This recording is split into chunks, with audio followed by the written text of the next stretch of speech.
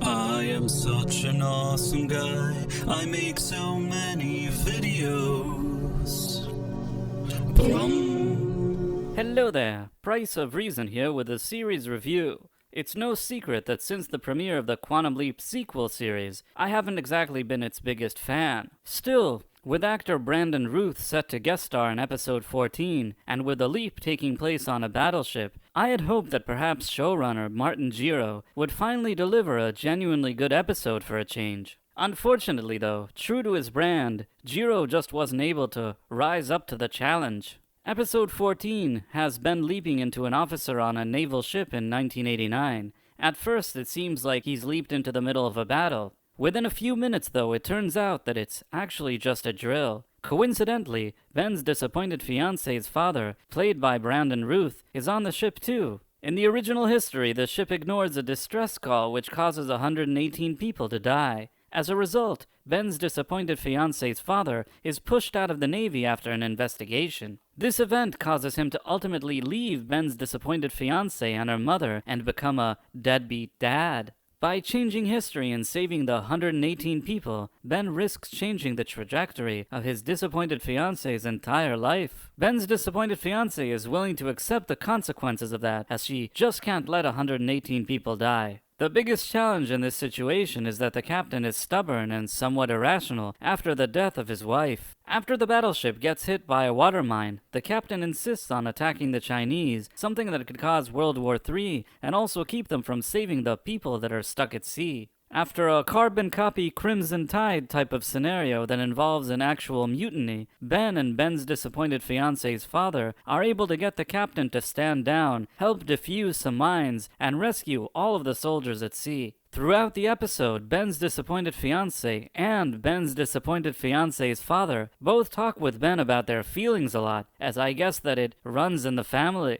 At the end of the episode, Ben's disappointed fiancée talks about her feelings with her father, and although he can't see or hear her, he still seems to sense her whiny presence. Right before Ben leaps, it turns out that one of the other people on that ship was the mystery box leaper from episodes 5 and 6. Ben is surprised that they were basically on the same side during this leap. Mystery box leaper then tells Ben that he's going to win, and then leaps. After that, Ben leaps into a female lawyer. Meanwhile, in present day, they actually help with the leap itself, and Magic meets with a former Chinese official to get some intel about the original incident that happened in 1989. This info proves to be helpful to Ben regarding the water mines, and Magic's info actually helps resolve the crisis. As usual, I will go over what I liked in this episode and then what I didn't like. Number 1. Leap idea.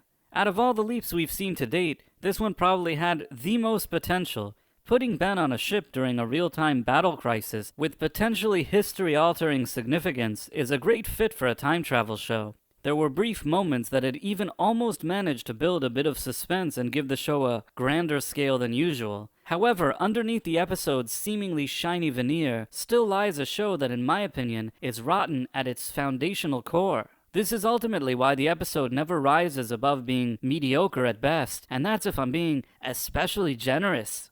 Number 2. Brandon Routh. I know that Brandon Routh's 2006 Superman movie isn't exactly well-liked among comic book movie fans, but surprisingly, I didn't hate it. More specifically, I didn't hate Brandon Routh in that movie, even though he sometimes seemed like a lesser version of Christopher Reeve's Superman. I do think he did better on CW's Flash and Legends of Tomorrow, even though both of those shows became very crappy after just a few seasons. Regardless though, acting-wise, Brandon Routh is Charlton Heston compared to Raymond Lee and Caitlin Bassett. Every scene with him feels a bit more official, has a bit more gravitas, and doesn't seem as dumb as this show is. Still, Routh can only be as good as the dialogue he has been given, and having him constantly talk about his feelings during a real-time battle crisis is pretty far-fetched and annoying. At the end of the day, this was a huge missed opportunity for the show, as I feel that Routh had much more to offer than what he was given to do. Number 3. The set. I'm not sure what facility the production had access to, but at least it seems like this episode is actually taking place on a ship. So in that sense, for once, the show finally doesn't look like it was filmed in Martin Gero's basement. As with most of the episodes of this show until now, nothing we see really establishes that it takes place in 1989, but at least it creates the right overall atmosphere for the leap itself. Well, that was the good. Now let's talk about the bad. Number 1. Ben's disappointed fiancé. Even though this episode genuinely had great potential, showrunner Martin Giro along with his writing team just couldn't help themselves and they just had to find a way to ruin it. Again.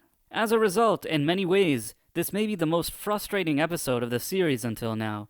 And for me, the biggest problem in this whole episode is once again, Ben's disappointed fiancé.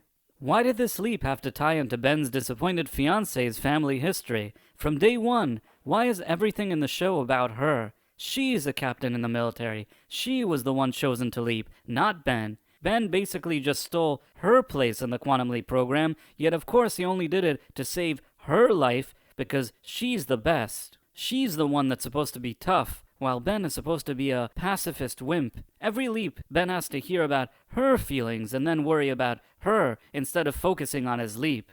And now, in this episode, once again, it's all about her and her father. It's becoming pretty clear that she's the main character of the show and not Ben's song. So at this point, this is less of a Quantum Leap series and more of a Ben's disappointed fiancé series, which is really a problem and somehow it just keeps getting worse. Number 2, present day. For the first time in 14 episodes, the Quantum Leap Laboratory team finally works on helping Ben during his leap, so the stories are actually connected for a change. While this is better than what we usually see, even when it's at its best, the entire present-day timeline setting and cast are still pretty much unnecessary. In the original show, there was also a laboratory team working in the background. From time to time, Al would even mention that somebody like Gushy is doing something in the lab, but we would rarely ever see him. And when we did actually see him, there was this kind of feeling of, wow, it's Gushy, and his presence would actually mean something. On this show, we gain absolutely nothing by seeing all of these present-day people all the time. As I always say, their presence only takes away screen time from the leap and slows down the overall narrative in every single episode. So while I admit that in this episode they annoyed me less than usual, they still annoyed me nevertheless. Number 3, inaccuracy. I understand that if you're doing a TV show, not everything you see can be real-world accurate. Still, with some basic research, Martin Giro would have realized that Ben standing below a 30mm gun would probably cause him to go deaf or have some type of concussion. Instead, he just brushes it off like Bugs Bunny, which is odd. By the way, I want to thank Frank T. Productions for bringing that point to my attention. Thank you, Frank.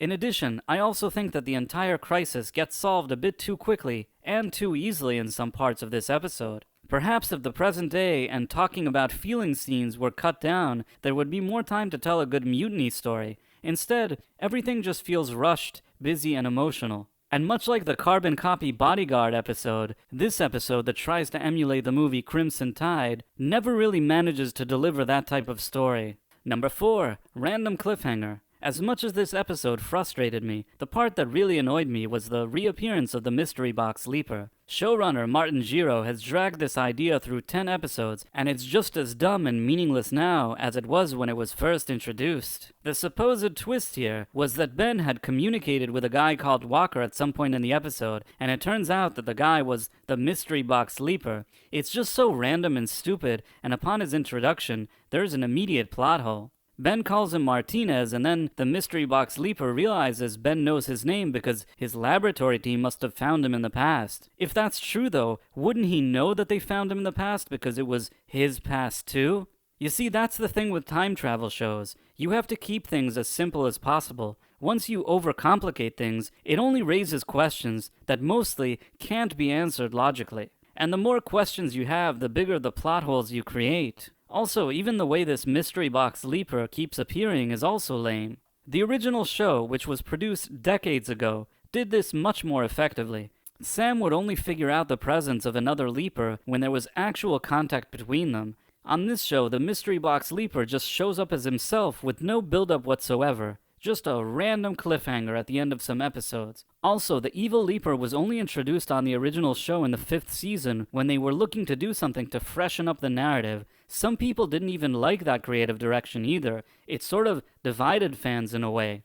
Personally, I didn't mind the idea of the evil leaper on the original show, but the fact that this show has to incorporate such ideas so early on just shows how creatively bankrupt it is. Ultimately, what episode 14 proves is you can bring a good guest star, you could even create a good atmosphere with a ship and a military crisis, you could even have the present day people sort of doing something that's relevant to the plot, even if they're unnecessary, and still somehow this show doesn't work. And we're already 4 episodes before the end of the first season, and if they haven't gotten it right by now, I don't know if they ever will.